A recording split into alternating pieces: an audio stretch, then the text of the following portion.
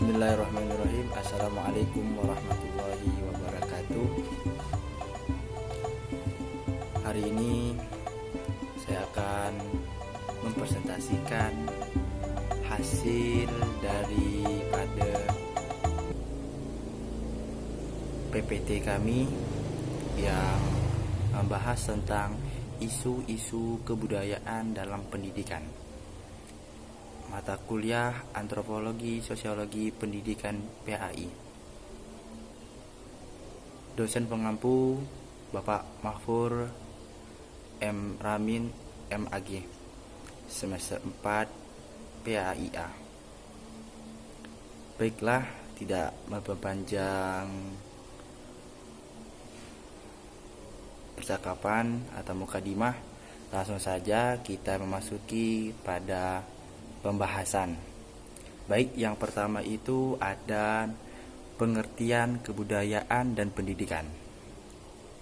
Kebudayaan adalah suatu yang akan mempengaruhi tingkat pengetahuan dan meliputi sistem ide atau gagasan yang terdapat dalam pikiran manusia, sehingga dalam kehidupan sehari-hari kebudayaan itu bersifat abstrak. Jadi gini, kebudayaan memang banyak sekali terdapat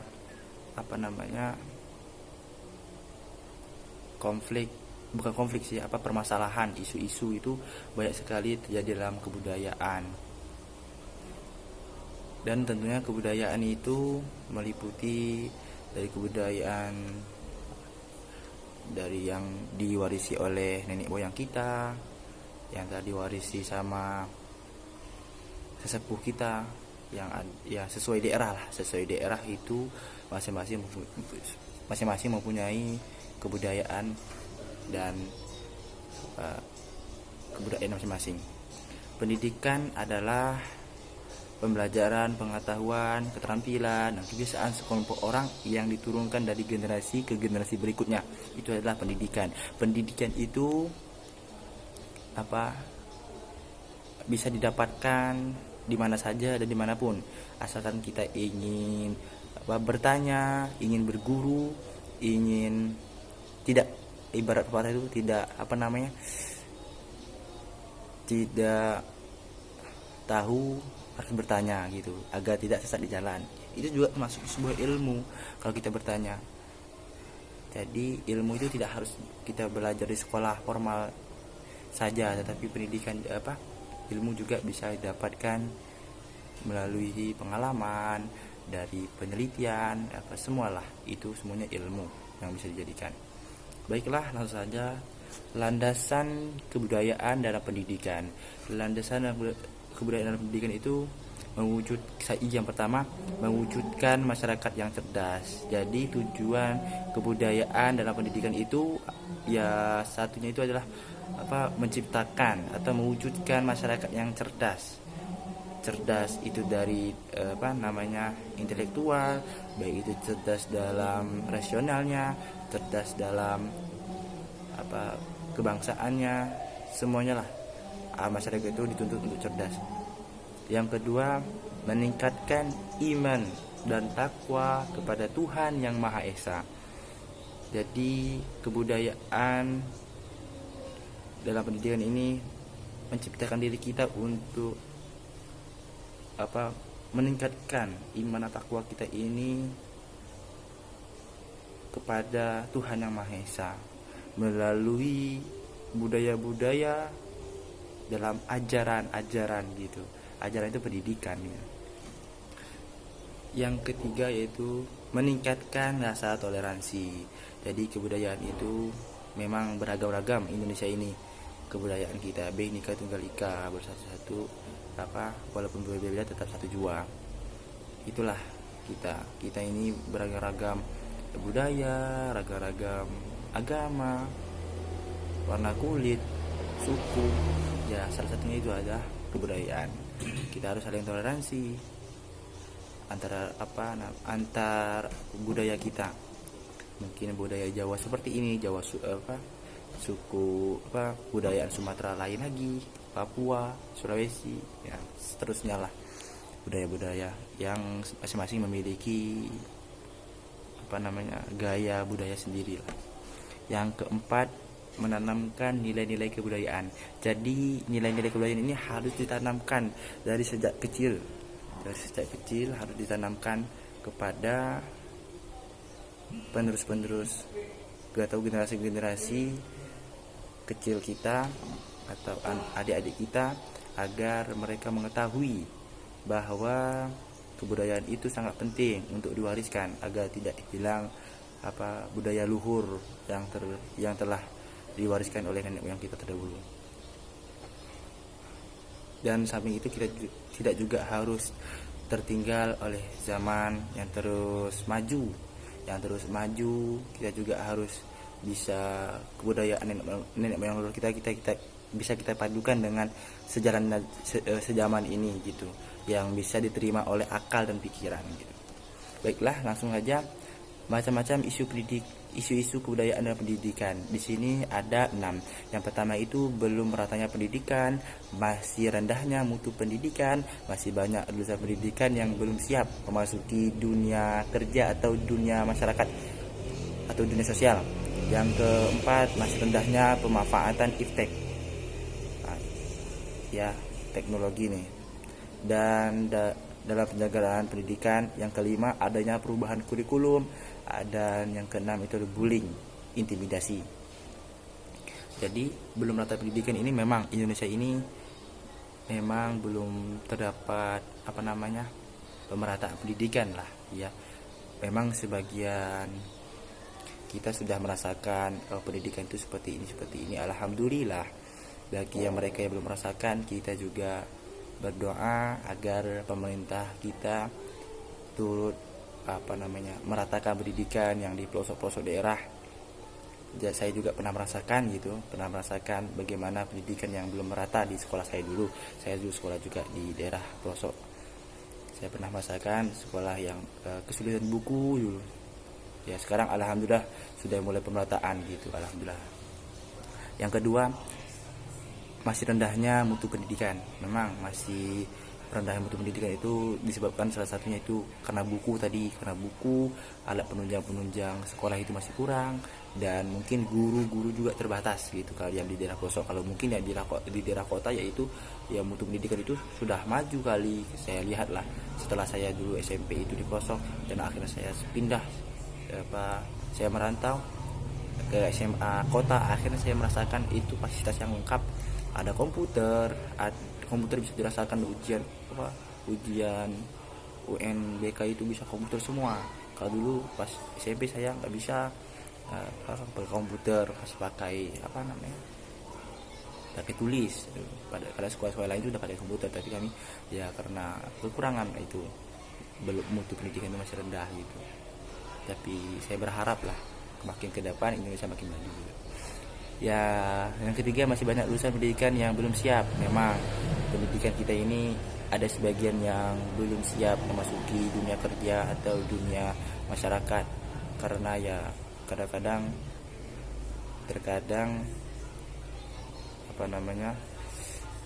pendidikan kita ini selalu mengutamakan dengan teori-teori aja gitu biasanya, jarang ke dunia jarang ke praktek. Kadang-kadang untuk berdiri di depan saja itu kadang-kadang untuk menyampaikan sesuatu itu kadang bergemetaran. Kadang-kadang dikasih mic aja kita gemetaran. Itu salah satu ya belum siapnya mental kita dalam untuk menghadapi dunia kerja atau dunia masyarakat. Yang keempat, masih rendahnya pemanfaatan iptek. Iptek itu ya tadi teknologi kita tuh masih kurang.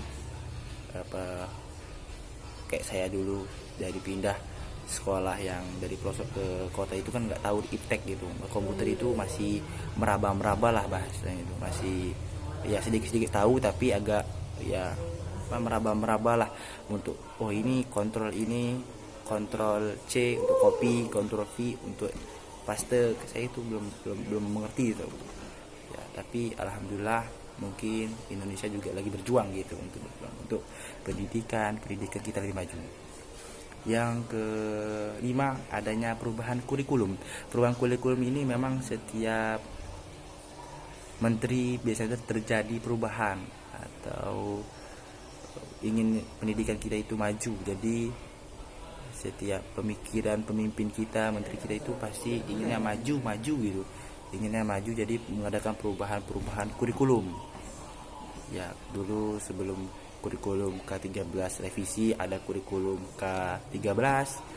Nah, sebelum K13 itu ada kurikulum KTSP tahun 2006 dan seterusnya. Itu ada tahun 2004 kalau nggak salah, ada itu perubahan.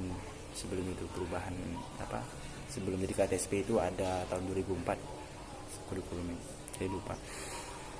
Itulah, setelah itu adanya intimidasi atau bullying. Memang di di isu-isu sekolah kita itu memang selalu terdapat intimidasi atau bullying. Intimidasi atau bullying memang dalam intimidasi itu sangat berpengaruh pada mental seorang anak. Itu sangat berpengaruh, karena dalam pembelajaran apabila mental seorang anak itu jatuh akan lemah semangatnya untuk belajar. Itu memang setiap sekolah itu memang selalu ada lah, biasanya ada. Tetapi ya alhamdulillah kita juga bukan kita lah, maksudnya Indonesia ini sudah ada namanya bimbingan konseling atau dikenal sekarang BK. Itu sudah ada, jadi bisa konsultasi gimana terhadap perkembangan pendidikan kita. Itu kita harus konsultasi lah, jangan sampai BK itu menjadi masuk BK ya berkasus. Jangan berpikir seperti itu. Kita masuk BK itu bisa konsultasi gitu, jangan berpikir masuk BK itu bermasalah atau berkasus gitu. Jadi itulah ya. Baiklah, kita lanjut saja langsung ke aspek-aspek berpengaruh dalam menyikapi isu kebudayaan dalam kebudayaan dalam pendidikan. Aspek yang pertama itu aspek lingkungan sekolah, yang kedua itu aspek lingkungan keluarga, aspek lingkungan bergaul, penegak hukum, sosial kemasyarakatan, dan keagamaan. Aspek lingkungan ya tentu oleh guru-guru kita itu berpengaruh sekali. Kita sebagai calon pendidik nanti dari PAI ini harus menjadi orang terdepan lah, paling tidak, untuk membantu menyikapi hal-hal yang terjadi di sekolah-sekolah nanti, di pendidikan kita, untuk tidak terjadi gitu. Itu peran seorang guru itu juga penting gitu. Dan guru itu penting pokoknya, apalagi seorang wali kelas itu sangat harus dekat sekali sama anak-anaknya itu untuk mengetahui permasalahan-permasalahan atau isu-isu yang terjadi di pendidikan. Yang itu selanjutnya aspek lingkungan keluarga. Memang dari berangkat sekolah itu keluarga itu harus berperan aktif dalam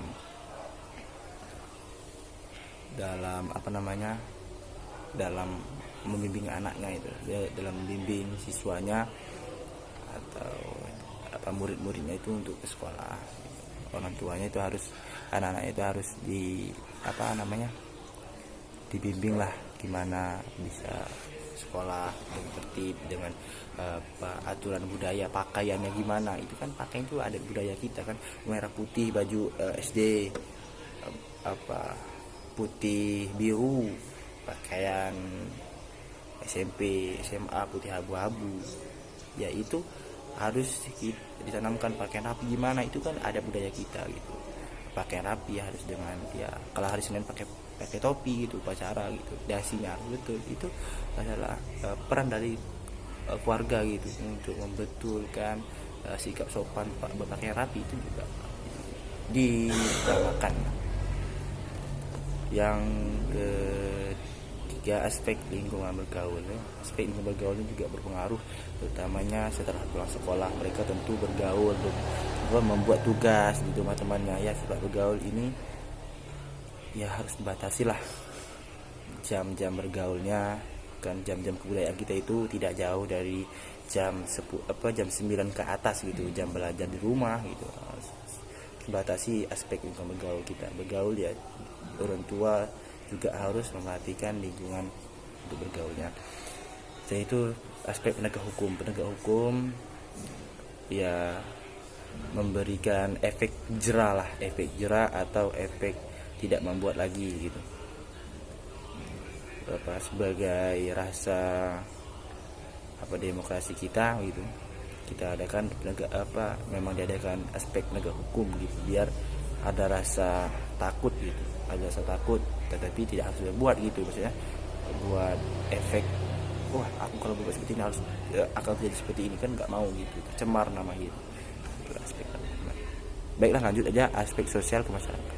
Ya sosial masyarakat ya juga harus diperhatikan. Jadi kita siswa itu belajar ke masyarakat itu ya kita lihat juga lah keadaan masyarakat itu. Sosial masyarakatnya gimana, apakah baik anak kita bermain di sosial masyarakat ini gitu, bergaul di masyarakat ini, ya diperhatikan lah itu. Semoga lah di Indonesia ini ya, hidupnya sudah rukun lah, rukun damai. Saya sudah pastikan lah itu Indonesia ini luar biasa. Lanjut aspek keagamaan. Aspek keagamaan ini juga sangat berpengaruh gitu, sangat berpengaruh aspek agama, karena kalau mereka sudah melaksanakan agamanya, insya Allah pendidikan akan maju terus Indonesia. Saya jamin apabila adik-adik kita, anak-anak kita, atau penerus-penerus kita itu belajar mendahulukan agama dulu, pasti insya Allah selanjutnya akan dimudahkan segala isu-isu kebudayaan kita itu lebih mudah diatasi gitu. Sajalah presentasi singkat dari saya Muhammad Ferry Darmawan. Terima kasih, semoga bermanfaat dan barokah ilmu ya. Terima kasih, lebih kurang saya mohon maaf. Sekiranya ada perkataan saya yang silap dan salah, saya mohon maaf yang sebesar-besarnya. Assalamualaikum warahmatullahi wabarakatuh. Tetap memakai masker, jaga kesehatan kita bersama, lindungi diri kita dari COVID-19 agar COVID cepat berakhir di Indonesia. Amin, amin ya rabbal alamin.